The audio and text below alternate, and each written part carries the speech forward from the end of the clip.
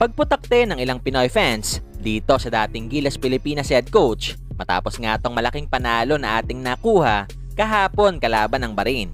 Yan ay matapos mang i-like ang video na ito, mag-subscribe sa ating channel at pakidamay na rin ang ating opisyal na Facebook page. Pero bago natin simulan, alam mo ba ngayon ay mas madali nang maglaro at manalo dito sa 1xBet? Especially na pwede ka nang mag-cash in at mag-cash out through GCash.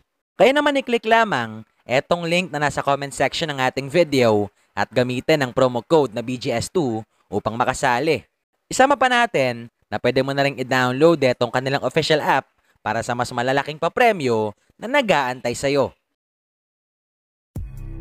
This week nga mga bulero, alam naman nating maliban dito sa naganap na unang laban ng Team Pilipinas kontra sa koponan ng Bahrain, talagang naging laman din ang usap-usapan para sa marami etong mensahe na iniwan ni Cone sa isang panayam sa kabila ng pagkakatanggal ng kanyang 4 na players mula sa original na lineup. This is all so important to us.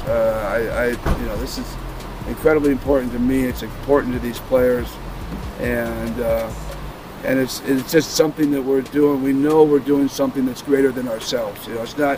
There's no selfishness in this at all, and so it's all for the countrymen.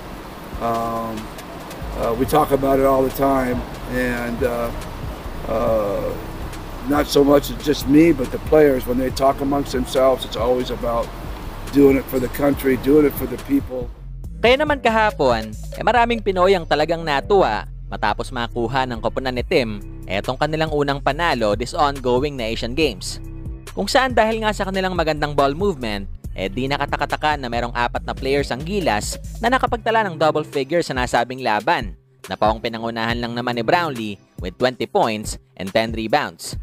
Pero sa kabila nga ng panalong yan, di pa rin nagawang makaiwas na itong dating head coach ng Team Pilipinas mula sa ilang Pinoy fans.